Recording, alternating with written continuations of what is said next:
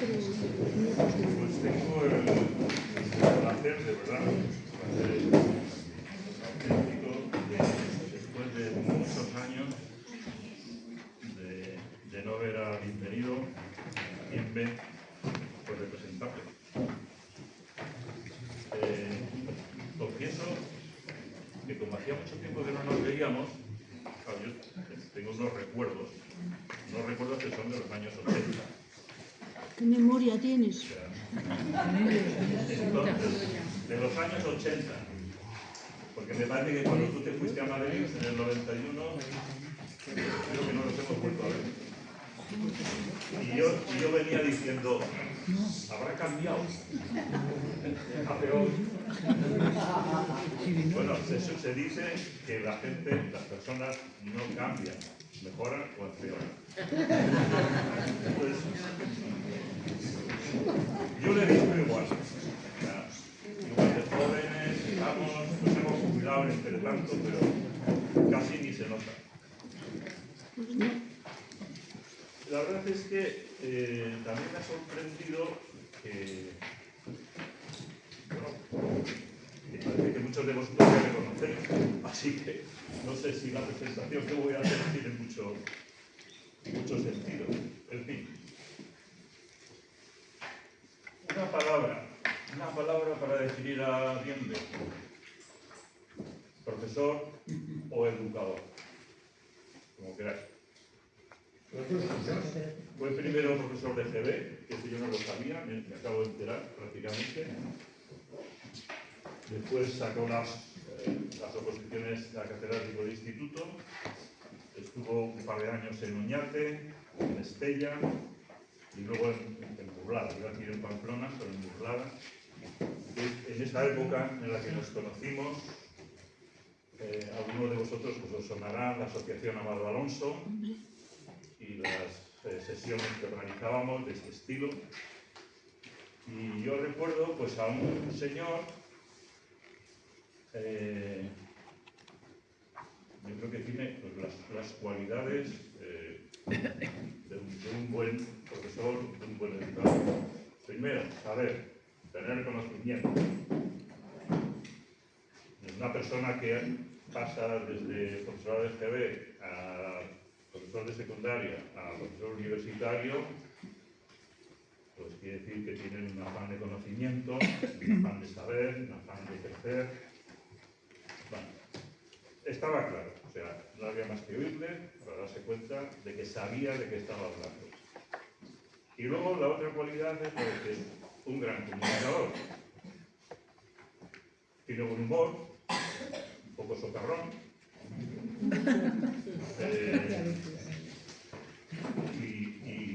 y transmite entusiasmo, por lo cual pues, te interesa. Hasta a mí, que cuando oigo hablar de historia me suena todo estupendamente y no me acuerdo de nada al minuto siguiente. Pero mientras tanto, mientras oyes y escuchas, te parece todo interesantísimo. Hombre, no es como tener nietos, pero escribir libros tiene algo, bueno, se parece a algo, ¿no? Entonces, conviene recordar, especialmente fundamentos de Europa, de las raíces, ¿no?, culturales de Europa. Otra que es Europa, Identidad y Misión, y que lo define con un subtítulo: Aportación de Juan Pablo II a la construcción de Europa. Y luego otros libros en relación con la ética, con valores, el ovillo de Ariadna y sobre la figura de Tomás Morales, forjador de hombres. Ayer yo tenía la intención de leer algo del material que hay en la carpeta, pero a la hora que terminamos decidí que no era prudente. España en la historia, ese es el reto, a su capacidad de síntesis, su capacidad de comunicación. Y, dicho sea de paso, os suelo repetir de vez en cuando en Doctor Univer: no olvidéis que en esa carpeta hay mucho material muy interesante que ahora no vamos a poder ni mirar, pero que luego viene muy bien. Y nada, ahí quedó, doctor.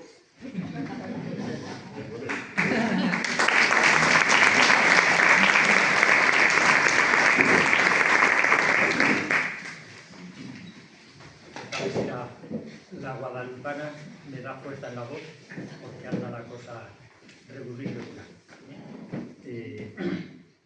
Bueno, antes de comenzar, pues tener muy presente a Santiago Arellano, mi maestro. Si me emociono y lloriqueo, no os preocupéis, contará de la decadencia, señor. Está aquí Maite, a la que tanto debemos. Y Santiago, que está presente, no está ausente. Ya lo están.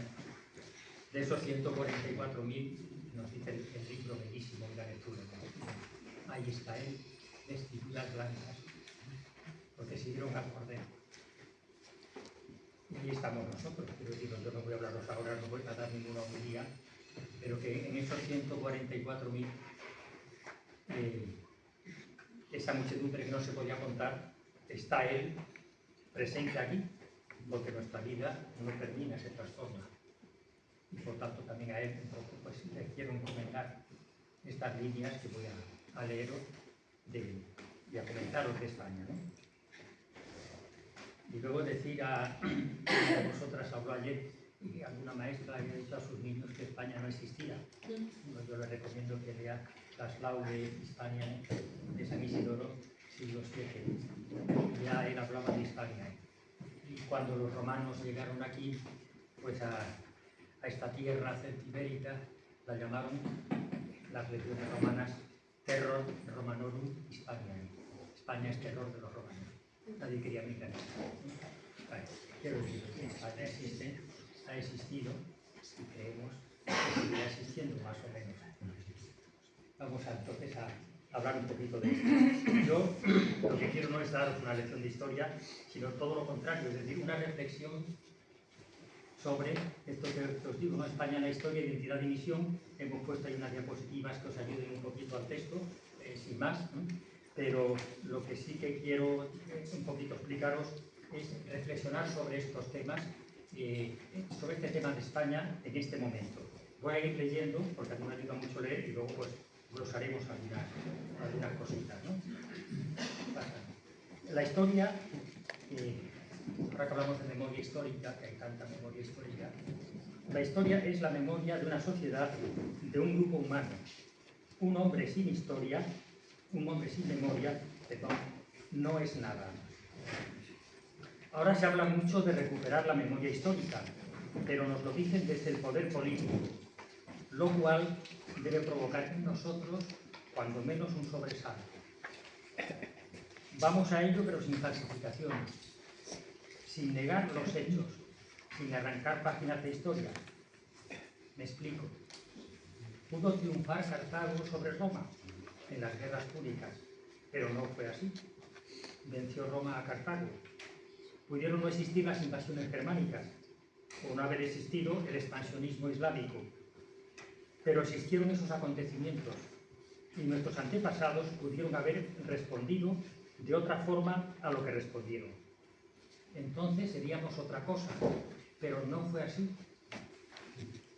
Vamos a intentar profundizar en nuestra identidad y misión, es decir, en nuestra identidad, en quiénes somos o hemos sido, si es que somos algo, como conjunto humano colectivo, que eso es España, pues Francia, Alemania, y una vez establecido esto, ver si tenemos todavía alguna vocación de construir algo respetable o, por el contrario, destruirnos y enfrentarnos.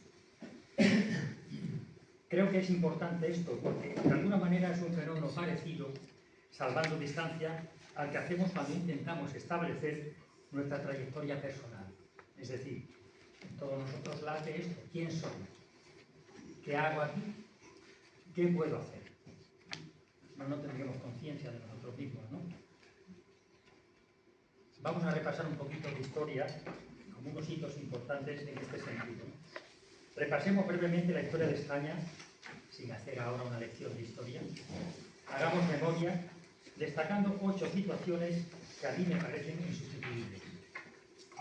Primera, la romanización. Segunda, la cristianización.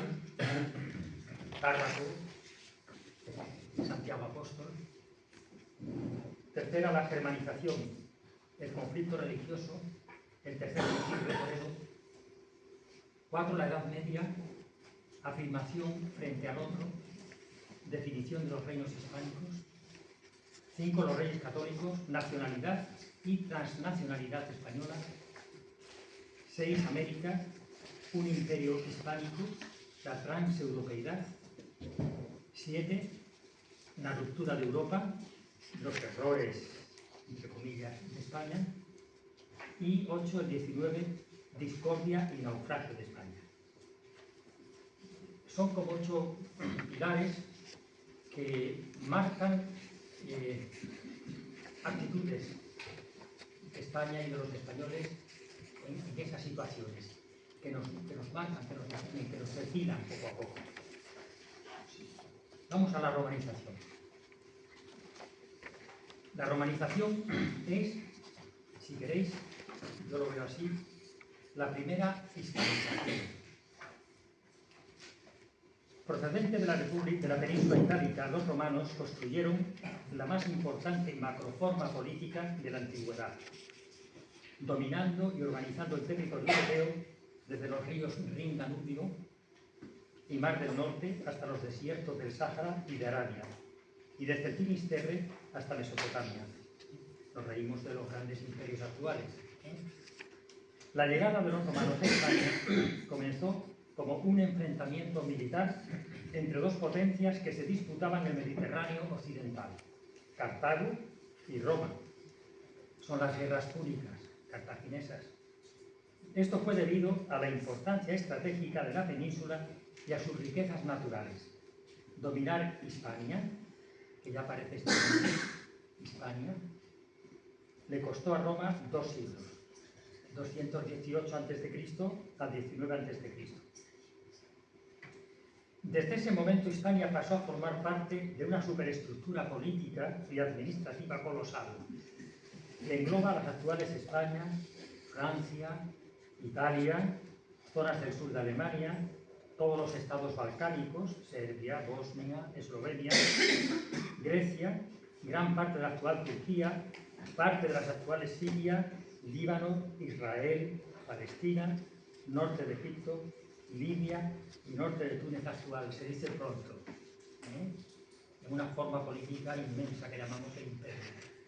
Estos territorios estaban administrados por ciudades nuevas como elementos rectores del territorio y de la sociedad. Los indígenas españoles, como todos los del imperio, fueron asimilando la cultura y formas de vida romana. A este fenómeno lo llamamos romanización. Y hago un primer paréntesis. A ninguno de nosotros se nos ocurre pedirle a los italianos que Roma pida perdón a España por lo que hizo aquí. Hubo guerras, hubo ejércitos, hubo muertos, hubo esclavos. Roma no era una monja de clausura. Había ciudadanos romanos o no ciudadanos romanos. Y el esclavo era res, era cosa, era nada. Entonces, bueno, hubo todo eso, pero fue quedando un patrimonio maravilloso, que es el que tenemos nosotros ahora aquí, ¿no? Un elemento fundamental de la romanización fue la creación de ciudades. Siguiente, las ciudades, a partir de los campamentos romanos. Todas nuestras ciudades que conocemos, pienso en Pamplona, en la que tanto tiempo he estado, nuestra Pompaelo, tiene su Carbus y su Decumanus, todas. La imitación de la URSS, Roma, siempre imitando estos campamentos romanos a la ciudad, a la gran ciudad. URSS, no hay más que una, decían ellos, la URSS es Roma. Fueron enriqueciéndose con todo tipo de monumentos, obras públicas, lugares de ocio y recreo, grandes mansiones, teatros como los de Mérida, Tarragona, Itálica, circos en Mérida e Itálica, arcos de triunfo conmemorativos de victorias militares como los de Tarragona y Alcántara, acueductos para transportar el agua a las ciudades como los de Segovia y Mérida. Casi todas las ciudades importantes españolas fueron ciudades romanas. Yo me emociono con estos nombres: Mérida, Augusta, Segovia, Tárraco, Lucus, Augusti, Cartago Nova, Segóbriga, Valero Claudia, Caesar Augusta, Legio Septima Femina, Córdoba, Toledo, Norba, Hispalis. Estas ciudades fueron enlazadas entre ellas por una importante red de caminos, primeras autopistas del momento, bien hechas con un carácter práctico, mover a las legiones con rapidez, la eficacia del ejército romano, cómo se movían, con qué rapidez atravesaban grandes espacios para estar presentes en los momentos de guerra. Fueron las llamadas calzadas romanas. Por estas transitaban con gran rapidez los ejércitos, las noticias, el comercio, y se rompió el aislamiento impresionante de nuestras gentes. En España fueron importantes dos: la Vía de la Plata, que conducía desde Itálica hasta La Coruña, y la Vía Augusta, que venía desde la Galia hasta Hispalis y Sevilla por el litoral mediterráneo. Pero las ciudades romanas no eran solamente lugares físicos donde vivía la gente, sino verdaderas organizaciones sociales y administrativas a imagen de Roma, donde habitaban hombres libres y esclavos. Ya estamos jugando con conceptos jurídicos inéditos para el momento. Los primeros eran sujetos de derechos, los segundos no. Dentro de los hombres libres, el orden social más importante era el senatorial, formado por los grandes propietarios que normalmente ejercían el máximo poder político central. Algunos de los emperadores más importantes de Roma fueron hispanos, dos sevillanos, Trajano y Adriano, de Itálica, y un segoviano de Cauca, Teodosio.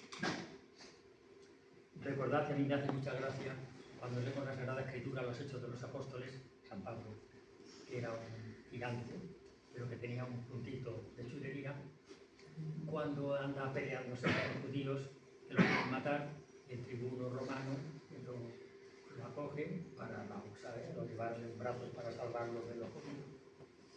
Cuando el tribuno romano le quiere de alguna manera castigar para salvar la danza azotándolo, le dice San Pablo: ¿tú vas a azotar a un ciudadano romano? El tribuno dice: ¿tú eres ciudadano romano? Y yo: sí, sí. Dice: yo también. Dice el tribuno: lo compré por un gran precio. Dice: pues yo no, soy de nacimiento. Qué bueno. Ese es San Pablo. Soy de Tarso, en Cilicia. Soy ciudadano romano por derecho, que me lo dio Octavio. Qué bonito, ¿no? La ciudad, fijaos, pasa así, Jesús, si vienes a formar parte de esta estructura política superior, España tuvo que adoptar la lengua latina y el derecho romano. Esto quiere decir que todos los hombres del imperio, todos, y por tanto de Hispania, hablaban la misma lengua, una lengua, que decían ellos, y se regían por las mismas leyes, una lex. La lengua latina se convirtió en vehículo de fusión y de homogeneización del pensamiento en toda la inmensidad territorial del imperio. Esto fue decisivo en el proceso de cohesión interna de España, una lengua, una lex, y más adelante en el proceso de cristianización, porque los apóstoles hablaban latín. Fijaos que esto es precioso. Roma, a través de la lengua, transmitió la cultura clásica, grecorromana llamamos hoy, por toda la geografía de la futura Europa, mediante la literatura, la filosofía, la oratoria. Destacan grandes personajes hispanos: Séneca, filósofo estoico; Lucano, poeta; Marcial, el gran crítico social a través de sus epigramas. La primera unificación humana de España es consecuencia de la romanización, de unos invasores que vinieron y se metieron aquí sin pedir permiso.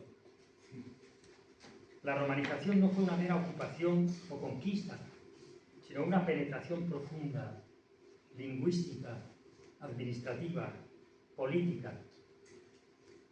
La Hispania prerromana, esa que en Tiberia, era un conjunto de pueblos en absoluto coherentes entre sí. La Hispania romana fue parte de un conjunto homogéneo. Los hispanos fueron una variedad de los romanos. Qué bonito es esto. Hispano-romano. Hispano-romano. Fueron una variedad de los romanos, pues participaron en los destinos de Roma tanto en el suelo español, la guerra de César y Pompeyo, que se hizo aquí en España, como en Roma mismo. Adquirieron los mismos derechos, vivieron en los mismos municipios, hablaron la misma lengua y marcaron pautas de comportamiento del imperio. Séneca, Lucano, Marcial, Quintiliano, Trajano, Adriano, Teodosio, Osio, Prisciliano, puntos suspensivos. Forma parte de Roma esto. También eran muy cotizadas, hay que decirlo, la escuela gaditanae. Esas muchachas que bailaban unos bailes tan lascivos que terminó prohibiendo, el emperador Teodosio terminó prohibiéndolos. O sea que de casta le viene al galgo, la cosa viene de atrás. Si queréis, ahí os he puesto en el cuadernito el enlace para que veáis cómo lanzaban la escuela gaditanae. No es pornográfico, ni muchísimo menos, en el Teatro de Mérida, ahora en estos momentos. Es una preciosidad. Está muy bien hecho, pero se veía que efectivamente las chiquillas tenían gracia. Adelante. Ahora viene la segunda hispanización. ¿Nos puedes decir algo sobre cómo fue el encuentro de los romanos con aquellos pueblos indígenas de la península ibérica, los pueblos celtíberos? A lo mejor alguien quería pedirle perdón a los romantinos que le dieron... Si quieres, luego lo vemos si queréis, tenemos un ratito luego de debate. ¿Cómo fue el encuentro, no? Sí, vamos a hablar de eso. No fue un encuentro demasiado agradable, fue un encuentro de lucha. Pero bueno, si queréis, yo continúo ahora con la relación mejor para que no os perdáis en la línea, ¿no? Tenemos una España precristiana, que es latina, de fondo ya, con la cultura romana, poco a poco penetrando, hacen falta siglos. Evidentemente no es lo mismo la penetración en Tárraco. Cuando vais a Tarragona os encontráis con esa inscripción preciosa: Tárraco, Escipión en opus. Tarragona es obra de los escipiones, los de la familia Escipión, que dejó aquí el pellejo peleando contra los hispanos, ¿no? Esa España, fijaos, que ya es una España latina, latino-romana, va ahora a entrar en una segunda fase, que es lo que yo os plantearía ahora, histórica, que es la cristianización. Fijaos, esa España precristiana era una España, pues tendría la religión oficial de los dioses romanos, la tríada capitolina, Júpiter, Juno y Minerva, y luego las divinidades de los pueblos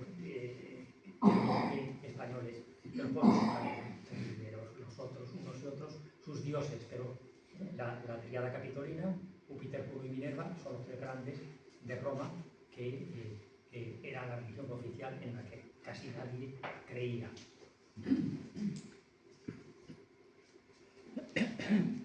El cristianismo, la doctrina religiosa predicada por Jesús de Nazaret y transmitida por los apóstoles, comenzó a extenderse por Hispania a finales del siglo II.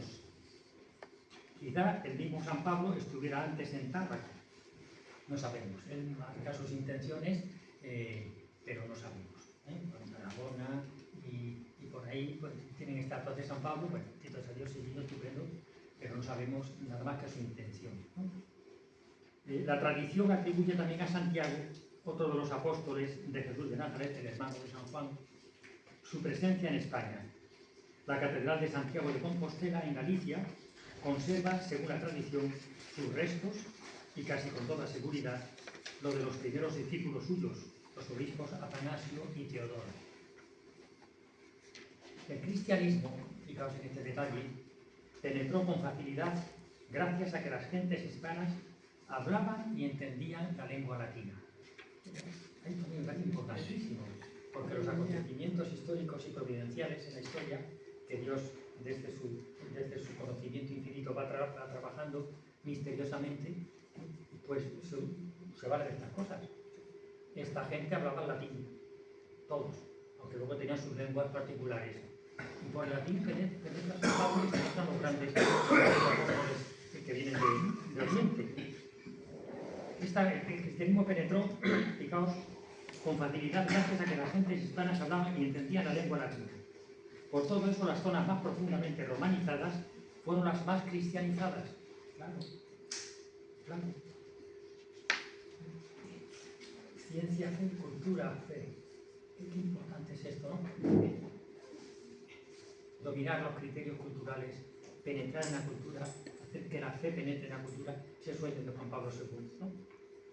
De todas formas, fueron necesarios por lo menos 4 siglos para que toda Hispania fuera cristianizada, como toda Europa. La penetración se realizó en primer lugar por el litoral mediterráneo y desde ahí por las grandes vías romanas hasta llegar al interior de la meseta central. Las grandes vías romanas. Otra realidad material del imperio que es precioso. Daniel Robs, un historiador francés, comentando esta parte, dice una frase preciosa que a mí me emociona. Esas vías romanas se hicieron ¿para qué? Para que caminaran las legiones, para someter a la gente. Por esas vías romanas, dice Daniel Robs, las legiones caminaron para Cristo. Por esas vías romanas entra Cristo. Es maravilloso. De cultura, una cultura que pueda facilitar la fe. Una concepción del hombre y de la vida que pueda facilitar para nuestros jóvenes la penetración de la fe. Si no hay esto, es muy difícil que la fe penetre. Porque nos movemos con estos parámetros culturales, ¿sí? La importancia de la cristianización de Hispania fue fundamental para la pervivencia de la cultura clásica, ojo, en la Edad Media. Pues gracias a su acción, el legado cultural romano-cristiano sobrevivió a las oleadas germánicas en toda Europa, pues los obispos, episcopus, otra palabra nuestra, ¿no? El que vigila, el que echa el ojo a las cosas, se constituyeron en autoridad moral e incluso real ante el vacío de poder al caer el Imperio Romano. Que es otro momento precioso en el que no nos vamos a detener. Cuando llega toda la oleada germánica y se derrumba toda la estructura, superestructura política, social, administrativa romana, esto es un caos. ¿Quién queda en pie en ese momento? ¿Quién queda en pie como autoridad fáctica en ese momento? Los obispos. Fijaos que esto es importante también. Por su parte, los monasterios hicieron la función de entornos de oración y estudio en una sociedad convulsa e insegura tras las invasiones germánicas. El cristianismo se irá convirtiendo en un componente esencial de la sociedad hispana. Y esto, fijaos, es importantísimo. Con la llegada de las invasiones germánicas, de los pueblos germánicos, ahora veremos un poquito, hay un momento ahí, ese vacío que es de alguna manera catastrófico, el final de la Edad Antigua y la altísima Edad Media, en que el sostén material y físico del pueblo hispano-romano son los obispos, y es la fe. 3. Hispania visigoda. De provincia a reino, que nos aportan los germanos. ¿Quiénes fueron los visigodos? No voy a hablaros ahora de los pueblos germánicos que aportaron, genéricamente, como germanos, aportaron, como a toda Europa occidental, algunas realidades originales que definen la Edad Media europea. Yo os pongo ahí 4. Primero, la monarquía, como forma política de gobierno que cohesionó espacios geográficos que habían sido antiguas provincias del imperio. Pensad en esto. El imperio ha desaparecido, la estructura política administrativa ha desaparecido, se ha disuelto.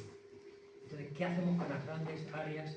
¿Qué hacemos con la Hispania interior, con la Hispania interior? ¿Qué hacemos con las zonas de la Galia? Tantísimos espacios que quedan vacíos, sin organización. Entonces, efectivamente, los germanos romanos sí que lo organizan Europa a su manera, también, ¿no? La monarquía, una de ellas. Dos, muy importante, como existía el peligro del despotismo real, se crearon las asambleas o concilios, el famoso concilium, consejo. Otra palabra que para nosotros concilio tiene siempre un sabor, diríamos, eclesiástico, ¿no? Los concilios de la Iglesia, los concilios de los obispos, el concilio es una asamblea. Yo me refiero hoy el Parlamento Europeo, el Parlamento Español, si no estuvieran corrompidos por la ideología masónica y liberal que tenemos en casa, ¿no? Los concilios para legislar y gobernar con el monarca. En España, estas asambleas son los concilios de Toledo. 3. Muy interesante, fijaos, para la organización territorial nacen las relaciones feudo-vasalláticas. En España no hay feudalismo, es otro tema precioso que habría que hablar, pero bueno, no tenemos tiempo. Pero sí la relación contractual que llamamos feudo-vasallática. No hay feudalismo porque tenemos una monarquía, unas monarquías poderosas que frenan a los nobles. Pero bueno, eso es otro tema muy bonito de Edad Media. Nacen esas relaciones con carácter local. Desaparece el sistema organizativo romano de las provincias y se genera una administración territorial gobernada por el duque. Dux, otra palabreja latina, que ocupa el nivel más alto en la escala nobiliaria de los condes de rango inferior, condados, que gobiernan territorios menores a los ducados. Otros condes eran palatinos, estaban al lado del emperador o del rey y desempeñaban funciones concretas. El camarero, el mayordomo, el copero, cargos que tienen esos nombres, digamos, tan familiares, tan de la casa, pero que luego tienen una importancia política básica. O sea, el copero no se le llevaba la copa al rey, también, ¿no? Sino sencillamente el que desempeña las funciones dentro de la organización de la casa interior. Y pierde importancia la ciudad como elemento rector político-administrativo. Es lo que hablamos siempre de la ruralización de Hispania, o bueno, de Galia, etcétera, del imperio, ¿no?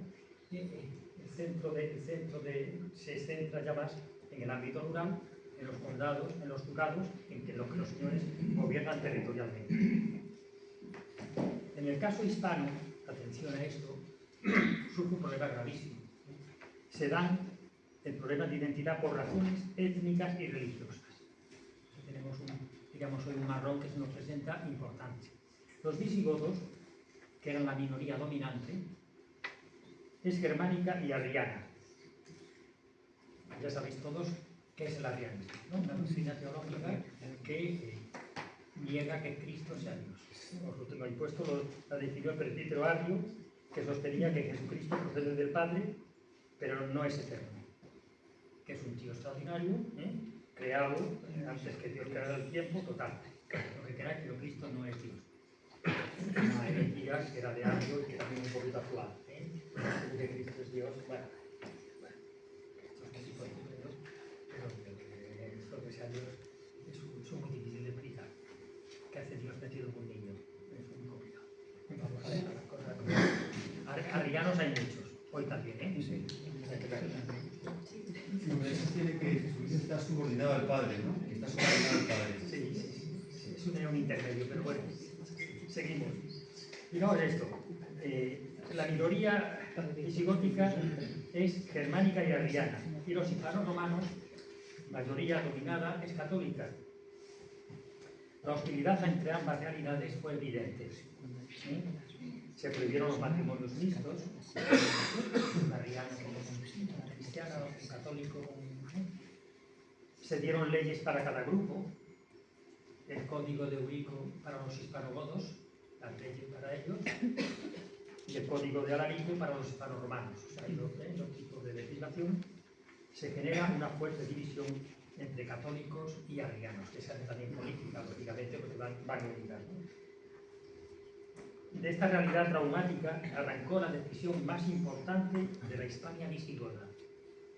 Aquí hay un paso histórico importantísimo. El gran proyecto colectivo nacido tras la conversión de Recaredo al catolicismo y la proclamación de la unidad religiosa en el tercer concilio de Toledo, año 589, y la unidad legislativa. Fijaos este dato también, que voy muy deprisa. Hay una unidad religiosa, pero esa unidad religiosa no es teoría. Esa unidad religiosa afecta al hombre, a todo hombre, a la sociedad, y por tanto se transforma en una unidad legislativa. La unidad para todos. Esto es importante también, ¿no? La obra clave desde este punto de vista jurídico fue el llamado, que lo habéis oído alguna vez, Liber Judicium, gran recopilación legislativa promulgada por Recesvinto para toda la población hispánica, godos o romanos, consistente en una misma ley para todo el Estado. Fijaos, decía Roma, una lex, una lingua. Volvemos ahora otra vez, después de estos avatares, una lex, una misma ley, ¿no? Que es el famoso fuero juzgo. Yo pongo ahí una nota muy bonita porque el fuero juzgo ha sido la base de toda la legislación nuestra de la Edad Media, que es una belleza como tal, dura hasta el siglo XIX, ¿no? Como base de las legislaciones de nuestras tierras. Así, por una parte, la concepción cristiano-católica se convirtió en elemento de unidad e identidad nacional. Y esto es lo que no deberíamos, y es mi deseo aquí, no deberíamos olvidar. En este momento, decimos, ¿no? de abrir zanjas, de desenterrar, de memorias colectivas, pues hay que recordar todo. No abrir unas cosas y otras no. Todas o ninguna, en caso de las cosas. Dejar que los muertos entierren a sus muertos y demos perdón a Dios por todo. Pero sí esto, porque fijaos esto que os estoy diciendo, es decir, que la concepción cristiano-católica, que tardó tiempo en madurar, se convierte en elemento de unidad e identidad nacional. Y por otra, pasa, si quieres, los hermanos Leandro e Isidoro, hispanos-romanos, arzobispos de Sevilla y consejero de Reyes, realizan grandes esfuerzos estos hombres por la unidad. Isidoro, que es el que canta los laudes de Hispania, hay que decir a esa profesora que España ya existía con San Isidoro, y muchos años. Isidoro, de Sevilla, que es consejero de Reyes, realizan estos esfuerzos por la unidad. Él, Isidoro, recopila todo el saber clásico del momento en su obra más importante, las etimologías. Cuando lees hoy las etimologías, hay algunas cosillas que te dan risa. Bueno, el hombre hizo lo que pudo a su nivel. No dominaba la informática y las tecnologías actuales porque no había llegado a ese momento. Pero él sí que recopila cosas que hoy no son ciertas, pero hay un esfuerzo enorme enciclopédico de este hombre a su nivel. Y se convierte, digamos, en referencia cultural para Europa, aun tras la desaparición del reino visigodo, pues será durante 5 siglos la gran autoridad intelectual de Europa. Y os cito ahí, fijaos, un texto, en la diapositiva siguiente, que a mí me resulta realmente entrañable, que lo hice en mi tesis doctoral sobre la descomposición del Imperio Carolingio. Entre los años 814-843, Luis el Piadoso y sus hijos, la pelea de ellos por el imperio. Y ahí te encuentras con todos estos personajes que tenéis ahí, que siguen una teoría política que yo llamé, los franceses la llaman el gregorianismo político, la teoría de las dos espadas. Yo la llamé el grego-isidorianismo político, porque estos franceses leen a San Gregorio Magno por Isidoro y cometen los errores políticos de San Isidoro. También los comete el hombre porque tampoco era un experto en política, pero él da sus ideas. Fijaos qué personajes hay ahí. Los papas Adriano I, León IV en Roma, Beda el Venerable, patrón de los historiadores en Inglaterra, Teodulfo de Orleans, Alcuino, el maestro de la corte carolingia, Rabano Mauro, el gran abad de Fulda, Balafrido Estrabón, Igmaro de Reims, el gran arzobispo luchador por la unidad del imperio. Los sínodos de París de Aquisgrán acuden a Isidoro como a una mina inagotable, explotándola abundantísimamente. Los escolásticos del siglo XIII, Pedro Lombardo, imita sus sentencias, y Santo Tomás de Aquino, fijaos, acude a él en 17 artículos de su Suma, a propósito del derecho natural, defendiendo siempre la autoridad de San Isidoro. Si lo decía de Santo Tomás de Aquino era coherente, ¿no? La doctrina historiana de estas cosas. ¿Qué importancia tiene este hombre y, de alguna manera, el pensamiento político, ¿no?, de estos hombres? Prestemos atención de este conjunto abigarrado de razas, lenguas distintas en España, opciones religiosas y mentales. La religión católica se convierte en elemento de unificación, argamasa que dará unidad a la diversidad y, a mi parecer, una conciencia común que aflorará en el rechazo de la islamización de España. Esto es muy importante. Nombre, fijaos, me encanta esto también, la islamización de España, nombre que por cierto se mantuvo en lugar de llamarse Gotia. Galia pasó a llamarse Francia, de los francos. Germania, Alemania. Britania, Anglia. Los nombres germánicos. Hispania no se llamó Gotia, se llamó Hispania. ¿Qué quiere decir esto?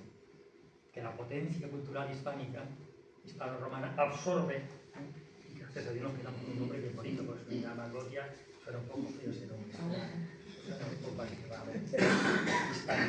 Juan Pablo II se haría eco de esta realidad tan querida para él, la fe hecha cultura, con motivo de la celebración del 14 centenario del Tercer Concilio de Toledo. Dice él: frutos preciados de aquel acontecimiento eclesial fueron la armonización profunda de perspectivas entre fe cristiana y cultura humana, entre inspiración evangélica y servicio al hombre. Creo que lo marca en esta frase. ¿Vais bien o estáis cansaditos? Vamos bien. Vamos adelante. Vamos a meternos a bandereta. Cada media. Más bonito, pues yo soy medievalista. Bienvenido, perdona. ¿Es el micrófono o es que desde aquí detrás se oye más? Tendría que acercarle un poquito más. Soy yo, un desastre de voz. Mi voz es la de Francis Natural. A ver, quién sé que está pegando, no es de los que recoge. Entonces vamos a pegar. Ahora mejor.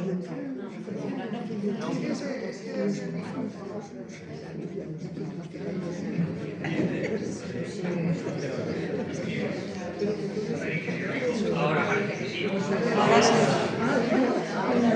Entonces, no era el micro, era el ingeniero que estaba por ahí. Algún día hablé con cada sueldo, ahora sí se oye, ahora gracias, Dios te lo pague. El obrero merece su salario. Yo los tengo aquí, que son de miel con limón. Bueno, vamos a la Edad Media, que es el momento clave de la definición de España. El hundimiento de la monarquía visigótica, diapositiva siguiente si quieres. El hundimiento de la monarquía visigótica por sus tensiones internas permitió la llegada de los islámicos a España, transformándola en Al-Ándalus, o Al-Ándalus, que es como ellos lo dicen. Como veis, no estoy hablando de historia, hablo de las broncas internas de los visigodos, de la corrupción interna de la monarquía visigótica y de Tiza, de las traiciones. No hablo de eso ahora, eso está ahí, forma parte de nuestra historia. La realidad es que la ruptura interna de esta monarquía visigótica, por la tensión interior, por las traiciones, por los fallos humanos, hacen que alguien atraiga a los islámicos a España. Y alguien pues son todos estos visigodos, los nitizanos, etc., los bandos interiores. La ruptura interna que hay, la ruptura interna que hay dentro de ellos. Entonces llegan aquí a España los herederos de alguna manera de toda la doctrina mahometana, islámica, con sus tensiones interiores también, porque no era un grupo unido, pero bueno, es igual, ahora no importa. Ellos traen también sus luchas internas. La duración temporal de la Edad Media es amplísima. Si consideramos su comienzo para España con la llegada de los musulmanes, 711, y su final con la rendición de Granada ante los reyes católicos, 1492, estamos hablando de casi 800 años que los historiadores vienen subdividiendo en 3 etapas, ¿no? La Alta Edad Media, hasta el siglo XII, que es un fondo de saco en que cabe todo ahí, porque eso es amplísimo. La Plena Edad Media, el esplendor de la Edad Media, la que nosotros entra por nuestros ojos, siglo XII y XIII, el románico y el gótico. Y la Baja Edad Media, siglos XIV y XV. La Edad Media española es apasionante. 2 conceptos os doy aquí, muy importante para esto que nos interesa, hemos de reconocer como únicos e inseparables de la Edad Media española: la reconquista y la repoblación. Reconquista, volver a conquistar, y repoblar, volver a dar vida a esto. En su enorme complejidad espacial y temporal, ambos nombres hacen referencia a la afirmación frente al otro. Esto me parece muy importante. Si quieres la siguiente. La afirmación frente al otro. Eso es reconquista. La no aceptación de la islamización de Hispania. Esto es importantísimo. Aquí hay una reacción colectiva, no porque se pongan de acuerdo en un congreso, no. Cada grupo hispánico, la Cantábrica, Montes Vascos, el Pirineo catalán, cada grupo emprende su reconquista, poco a poco. Pero fijaos, son grupos distintos. Es decir, Dicredo el Belloso no tiene nada que ver con Alfonso I, Alfonso II el Caso. Pero hay un lazo común, que es la resistencia frente a la islamización y frente al otro. Pero a la vez también, ya lo veréis, y es así, va a haber también, que es muy hispánico, una mezcla, una asimilación cultural de todo lo positivo. A mí me parece esto fundamental. Y esto es muy difícil porque hoy estamos en una etapa de enfrentamiento. Una cosa u otra y nada más. Entonces hay que derrotar al otro y hay que hundirlo. Y eso es mala cosa. La reconquista hace alusión al fenómeno militar y político. No sé si lo tenéis ahí ya. Sí, ¿no? Fíjate qué bonito esa parte. No lo veo frente a los comienzos de la reconquista de lo que sería el Reino de Asturias. Iguana, Primorias, Carrancia, en toda esa zona del norte de Burgos, tan bonita, ¿no? Cuando viajo por ahí me imagino a nuestros primeros aldeanos de esa zona repoblando todo eso con una mano enlazada y con la otra en la espalda, porque esto es lo que hay ahí, ¿no? Recuperación, reconquista militar y político, recuperación de tierras a los islámicos. Esta recuperación dio lugar al agrandamiento de los primeros núcleos hispánicos hasta formar reinos. Primero no son reinos. Cuando lees yo trabajé mucho en Navarra con Fuero de Estella, cuando lees la documentación, que a mí me emociona, ¿no? Ego Sancius, Aragonensium y Pamplonensium Rex. Todavía no dice rey de Navarra, no existe todavía. Es rey de aragoneses y de pamploneses, de 4 grupos por ahí sueltos. Pero él dice Aragonensium et Pamplonensium Rex. Lo mismo le pasa a los reyes de Aragón. En principio son de los condados, el Superalbis, Ribagorza, etc., ¿no? Es decir, están como naciendo esos núcleos, pero con una unidad clarísima, ¿no? De Asturias, León, Castilla, Portugal, Pamplona, Navarra, Aragón, Valencia, poco a poco hasta llegar a las grandes formas políticas, ¿no? El Reino de León, Castilla-León, la corona de Aragón, que se convierte en un imperio marítimo mediterráneo impresionante, ¿no? La segunda se refiere a la repoblación, atracción de población a esos territorios, población nueva. Esa es la repoblación, que es un fenómeno netamente hispánico, que da lugar a los fueros, y que los fueros o privilegium, ley privada, es, diríamos, el sustento de toda nuestra legislación medieval.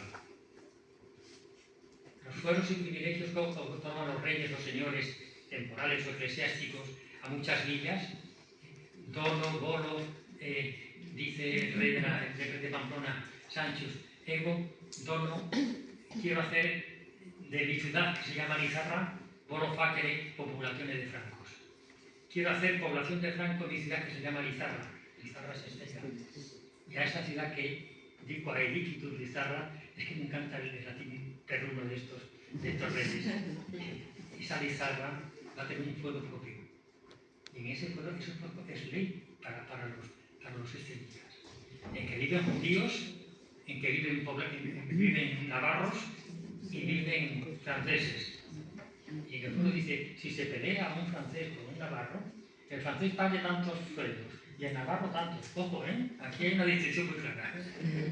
Bueno, es una preciosidad todo esto, porque te metes y dices, oiga, y aquí no había ya como una cierta democracia, no la rusoniana, ni la marxista. Digo que esto es precioso, pues, que sí. Cuando se peleaban los judíos, cuando voy por Estella, siempre en ese puente tan bonito me emociono, porque de ese puente colgaba el rey a los que se peleaban. Si se peleaban judíos contra los otros y había bronca, el rey los colgaba y punto pelota, se acabó la cada vez que paso recitando María por el rey y otra por los colgados. Porque imaginaos en Estella, que se dice pronto, viviendo juntos judíos, francos y navarros, era telita. Se incendiaban las casas de los judíos. El rey vivía allí en pie de guerra con los estéticas, peor que con los islámicos de Andalucía. Bueno, es una manera de hablar. Atracción de población nueva a esos territorios que habían estado sometidos a los musulmanes, son las tierras de nadie. Imaginaos esto, es decir, los ejércitos cristianos atacan, mandan hacia el sur a los musulmanes y hay unas tierras ahí de nadie en las que nadie quiere ir. Claro, digo, aquí hay 50 kilómetros entre Tudela y no sé dónde, y ahí eso ya es tierra cristiana. Hay que cultivar la huerta. ¿Quién quiere ir ahí? Ahí han estado los islámicos, pueden volver. Entonces, esa política de repoblación es interesantísima. ¿Cómo atraigo población? ¿Cómo otorgo fueros y libertades? Le concedo ejército propio, las milicias concejiles. Claro, es que es todo un tema muy bonito, ¿no? Esta población inmigrante, atraída por ventajas, dio lugar a nuevos núcleos urbanos, con organización jurídica propia, recogida en los fueros que les otorgaba el rey o los señores. Esos privilegios fueron la base del derecho al medieval español. Luego esos fueros, fueros de Estella, fueros de Tudela, se fueron extendiendo y crean el fuero general de Navarra. Ojo. Ambos fenómenos de población y de conquista son inseparables y marcan una impronta única en nuestra Edad Media, que no hay ninguna otra Edad Media de Europa. Fijaos, esta es afirmación frente al otro, el islámico, no niega la convivencia entre cristianos, judíos e islámicos. Convivencia difícil, lo conté solo el rey de Pamplona, pero que está ahí. Y esto también es importante, fijaos. Genera ahí una serie de fenómenos que yo os he ido marcando ahí. La repoblación como creación de ciudades nuevas. Se extienden por toda la geografía española. Muchísimas ciudades nuestras, la mayoría de ellas son ciudades, muchas de base romana, pero son realmente ya, luego ya medievales con los fueros. Los monasterios, tengo por ahí diapositivas, pues si queréis pasar a unas cuantas. Los monasterios como centro de espiritualidad.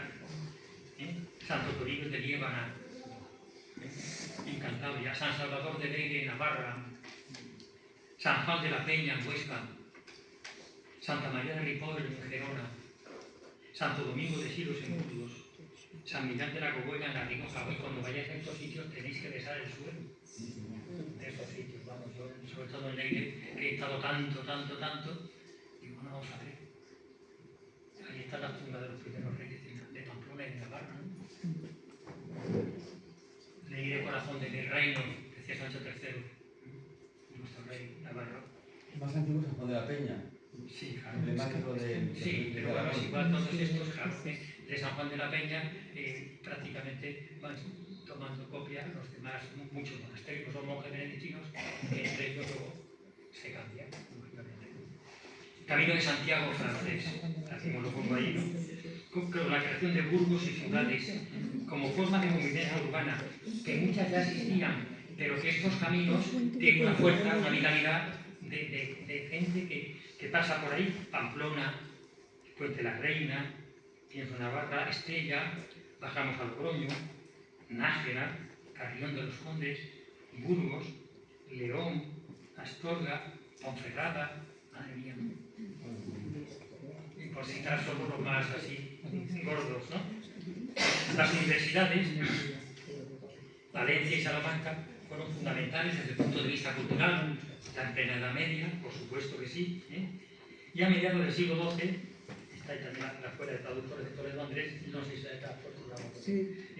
Toledo se convierte, fijaos, gracias a su obispo Raimundo, que son estos momentos en que los obispos tienen una autoridad tremenda, ¿no? También política, en un foco internacional de cultura al que asistían judíos, árabes y cristianos de toda Europa, dando lugar a la llamada Escuela de Traductores de Toledo, gracias a la cual Europa pudo tener acceso a la filosofía de Aristóteles desde los pensadores árabes. Esto tiene que corregirlo vuestros chicos y vuestros alumnos, porque todo esto, si no se habla, pues hay que suspender a los que no hablan de esto. Pues imaginéis en el siglo XII y XIII ahí tíos árabes, judíos, españoles, 3 idiomas. La importancia que tiene el árabe para llegar a través de él, para llegar a través de Aristóteles, que luego tendrá que purificarlo Tomás de Aquino. Bueno, bien, pero esto es impresionante.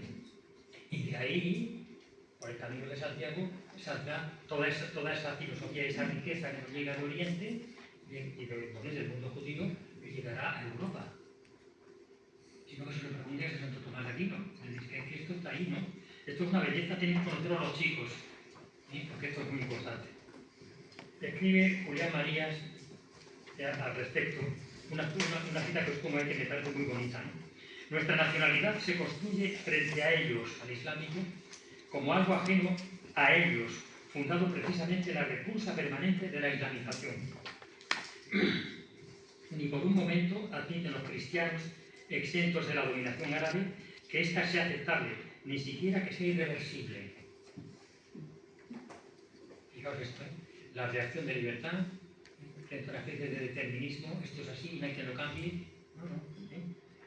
La dominación árabe dejó un rincón pronto, seguido de otros aislados, en la que pervivieron las formas de vida anterior. La España perdida, famosa, ¿no? En torno a ella, Dios, qué bonito, se va a ir gestando una nueva forma de vida, un proyecto que hubiera sido descalificado como quimérico. La voluntad férrea de ser cristianos, y esto quería decir ser europeos y ser occidentales. Esto es importantísimo. Porque si España en ese momento pierde el cristianismo, ha roto con Europa cristiana, tendríamos un Magreb aquí. Sin embargo, esta España, fijaos que bueno, ahora viene la otra cara, esta España que se opuso tenazmente a la islamización, acertó a crear una cultura original hispano-árabe, propia del andaluz. Claro que sí. Habéis oído hablar de las hashas y de las muwasajas. Sí. Nuestros primeros balbuceos son árabes. Estos arrieros que iban cantando estas poemitas que son un patiburrillo ahí que no sabemos si es español, si es árabe, ¿qué es eso? Así lo manifiesta un gran especialista en el tema, un poco ahí.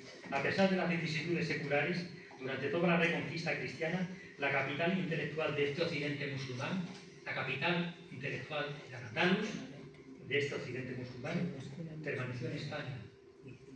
Se percibe que fuera cual fuese la fortuna política, la tierra de Al-Andalus no pierde nunca su rango de soberana del espíritu, aun subyugada en el mismo seno por el Islam, por los monarcas africanos. Fijaos que esto es una preciosidad también, ¿eh? Y por eso se habla, dice aquí, obviamente, de Ibn Ansar, que es un experto en esto, se habla de civilización árabe-hispánica y tanto, menuda riqueza, nuestra riqueza literaria árabe-hispánica, ¿no? Bueno. Vamos al grano. Espero no cansarlo demasiado porque es muy denso esto. Los reyes católicos. Pasamos, si te parece, Andrés. Los reyes católicos son importantísimos, solamente porque Isabel sea una mujer extraordinaria, no sé si las feministas modernas la subirían como un... Porque, dime, perdón. Andrés, ¿podemos hacer alguna pregunta interrumpiendo o al final? No, es verdad, gracias. Porque esto es muy denso y entonces nos perdemos, no acabaríamos. No nos dejan Andrés. Gracias, Andrés. No, es que no acabaríamos porque esto, como veis, es una densidad. Estoy dando 4 pinceladas para que tengáis ahí. Los reyes católicos son importantísimos, más ella que él. Ella dominó al otro bien, lo supo hacer bien, porque Fernando de Aragón es mucho... Es el príncipe renacentista de Maquiavelo. Pero ella era... Bueno, decís por aquí alguno que sois entusiastas, ¿no? Tenemos que ser devotos, no sé por qué no la hacen santa, porque lo es, pero bueno. Roma tiene la palabra, Roma locuta, causa finita, es de San Agustín, ¿no? La unificación política de España por el matrimonio entre Fernando de Aragón e Isabel de Castilla, celebrado en el año 1469, tuvo una gran importancia porque desde ese momento España se convierte en el primer Estado-nación de Europa. Esto es importantísimo. No hay ningún Estado en Europa que se convierta en Estado-nación, para lo que es eso, antes que España. Con una unificación territorial, es decir, un perfil de fronteras que diríamos hoy, creación de nuevas instituciones propias de los estados, poder centralizado, hacienda propia, reformas administrativas, ejército, diríamos, nacional, alianzas matrimoniales, política internacional, esto ya es un estado moderno, y se dieron 3 fenómenos importantes, los pongo ahí. Primero, hacia adentro, la coexistencia de innovación y tradición. Que esto es muy de la Reina Católica y debería ser un gran patrimonio nuestro también nacional, ¿no? Innovación porque España se convierte en la referencia de modernización de todas las monarquías europeas del momento. Reformas políticas, administrativas, avanzadilla de la cultura renacentista, mecenazgo, imprenta, desarrollo de la lengua española, cada uno de estos puntos da materia para, lo veremos mañana, para ver todo esto de la cultura española en este momento. Y tradición, porque todo se llevó a cabo sin rupturas, o por lo menos sin excesivas rupturas, ¿no? La modernidad penetró, pero sin abandonarse la tradición. Se conservan formas anteriores que conviven con las nuevas, porque esas formas de vida no eran anacrónicas. Lo anacrónico fue desapareciendo. Se había ido gestando en la Edad Media como diversidad en unidad.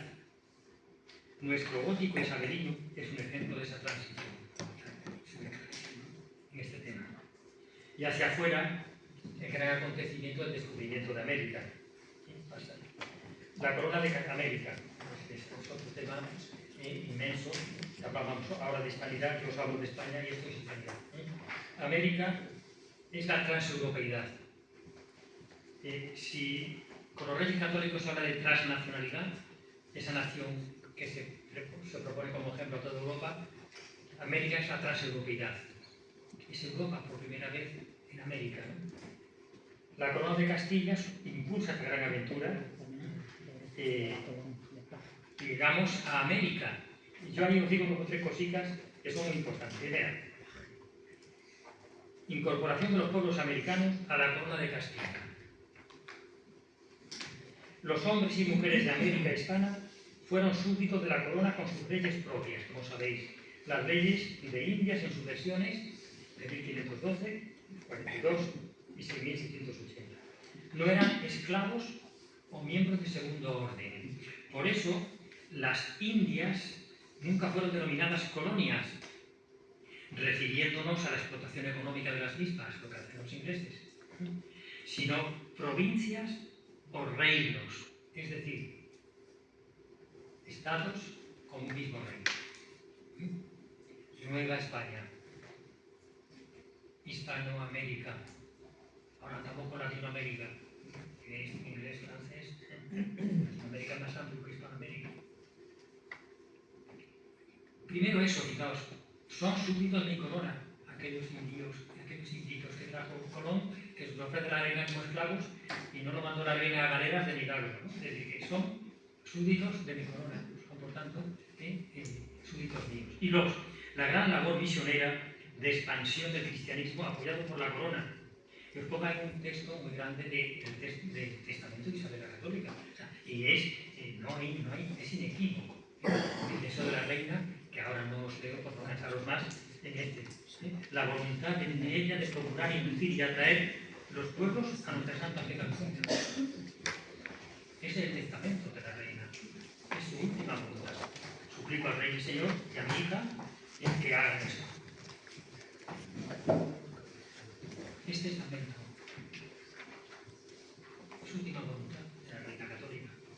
Y luego la transeuropeidad que os pongo ahí, ¿no? España se convirtió en la primera nación de Europa que se prolongaba fuera de ella. Es decir, España no era solamente una nación europea más, sino un conjunto de pueblos en un proyecto histórico común. Europa, lo europeo, se prolongó en América mediante España, sin dejar de ser América. Volvemos otra vez a esa especie de milagro extraordinario cultural del Estado. Todos hemos estado en Hispanoamérica muchas veces. Y como notas, realmente en todas esas ciudades en las que hemos estado, en los monumentos, lo que es verdaderamente español, que te llega al alma sin dejar de ser americano. Y es que es eso. Es que es eso. No está aquí la Catedral de Burgos, ¿no? En Arequipa está una catedral que tiene tanto de sabor jesuítico, hispánico, y tiene tanto de ellos que es único, es nuestro. Es inevitable entrar aquí brevemente, esto es muy amplio como veis, en el tema, aunque Andrés nos daba ahí en su documentación un dossier maravilloso en este sentido, ¿no? Pero entrar en el tema del ataque sistemático a España y su labor en América, hecha desde el mundo protestante de Europa. Es la siguiente. Los grabados de Theodore de Bry, inspirados en parte en los patológicos relatos de Fray Bartolomé de las Casas. La exageración ascasiana de la que habló Menéndez Pidal. Fray Bartolomé de las Casas no os caéis simpáticos a muchos, es lógico, ni a mí tampoco, porque no estaba bien de la cabeza. En mejor de los casos, ¿no? Un fraile mintiendo de esa manera, espero yo que lo tenga San Pedro en el purgatorio. No se puede andar por la vida así. Entonces, Menéndez Pidal, mi libro de religión, el cuarto de la ESO, lo ponen de maravilla. bueno, pues ahí, pues no, pues ya metido. Exageró bastante, ¿no? Mentira. No, es que... Exageraba y mentira. Sí. Y hay que decirlo así, que Dios le perdone. Bueno, fijaos esto que es muy importante, ¿no? Menéndez Pidal habla de exageración ascasiana. Bueno, dieron pie a la leyenda negra, que tenéis ahí en la tele, dice, una cuidadosa, dice Fernández Álvarez, una cuidadosa distorsión de la historia de un pueblo realizada por sus enemigos para mejor combatirle. Y una distorsión lo más monstruosa posible a fin de lograr el objetivo marcado, la descalificación moral de ese pueblo cuya supremacía hay que combatir por todos los medios. Es un montaje propagandístico que ya lo que os decía hace nada, ¿no? Vamos a ver, si nosotros hiciéramos una leyenda negra de lo que llaman estos la conquista del oeste americana, pues han hecho un género de película, cada muchos millones de dólares, ¿no? Es decir, que ha sabido hacerlo, ha sabido vender la destrucción de los pueblos indios, pues como una aventura del oeste. Ya la película del oeste está un poquito más fuera de esto, ¿no? Pero han sido, lo han hecho muy bien, han vendido bien su genocidio. Nosotros no hemos sido capaces de vender bien lo que creo que hicimos bien, con todos los errores del mundo, ¿no? Es decir, que, fijaos esto, Theodore de Bry fue un gran artista al servicio de una gran mentira. Dibujó una América inexistente, no había estado nunca en América, nunca era un buen grabador, una América inexistente, donde se había dado rienda suelta a las atrocidades cometidas por los conquistadores católicos españoles. Él era protestante, no sé si hubo note, fruto de su salvajismo y crueldad, puestos al servicio del catolicismo romano. Aquí está la cosa. Instrumento satánico de opresión. La inspiración para sus series de grabados la consiguió de relatos que provenían de piratas, como Drake, y de sus relatos españoles, como la brevísima relación de la destrucción de Indias, escrita por Fray Bartolomé de las Casas. que para defender una causa justa no tuvo escrúpulos en valerse de datos falsos e imprecisos. Él había sido encomendero, probablemente había abusado de sus encomendados, pero ya la exageración es monstruosa, ¿no? Creo que era negrero también, ¿puede ser? Puede ser, sí, sí. El hombre se arrepiente de todo eso, pero luego le echa muerto al personal de al lado, ¿no? Es cierto que algunos conquistadores, atención, abusaron de los indígenas en las encomiendas, en contra de las recomendaciones de la corona española. Pero las cifras fueron exageradas, adrede, para que la voz de los críticos fuera escuchada. 20 millones de muertos causados por la violencia y abuso de los conquistadores. Hasta los propios enciclopedistas franceses cuestionan su verosimilitud. En el ensayo sobre las costumbres de Voltaire, que era una monja de clausura, reconoció que las casas exageró de forma premeditada el número de muertos e idealizó a los indios para llamar la atención sobre lo que consideraba una injusticia. Pero el daño ya estaba hecho. Las cantidades, los puestos, no puede ser, o sea, no hay gente suficiente para matar tantos. Es preferible, fijaos, os pongo ahí una cita muy bonita, dar más crédito a Bernal Díaz del Castillo, que es simpaticísimo, experimentado en éxitos y fracasos, que vivió en primera persona con Hernán Cortés. En respuesta al libro Historia General de las Indias, escrito por López de Gómara, capellán de Hernán Cortés, en que todos los éxitos lo atribuía a Cortés, este hombre da su propia versión en su obra titulada Historia verdadera de la conquista de la Nueva España. En ella hace un extenso relato en el que resalta el papel de los soldados españoles y reconoció con respeto la defensa heroica de los indígenas. Fijaos lo que dice ahí. A lo que a mí se me figura, con letras de oro habían de estar escritos sus nombres de estos españoles, pues murieron en aquella crudelísima muerte por servir a Dios y a su majestad, dar luz a los que estaban en tinieblas y también por haber riquezas que todos los hombres comúnmente venimos a buscar. Cortés no quita lo valiente. En efecto, la codicia de los españoles no es suficiente explicación, dice Julián María. Si se echasen cuentas, veríamos que la inmensa mayoría de los descubridores españoles murieron en la empresa. Esto también es importante. Bueno, vamos avanzando porque me estoy enrollando de mala manera. Vale, Vale, pues entonces hacemos ahora un descanso para tomar un café, pasamos al comedor, hay un café y unas pastas preparados y a las 12 menos 10 estamos aquí y empezamos a estar.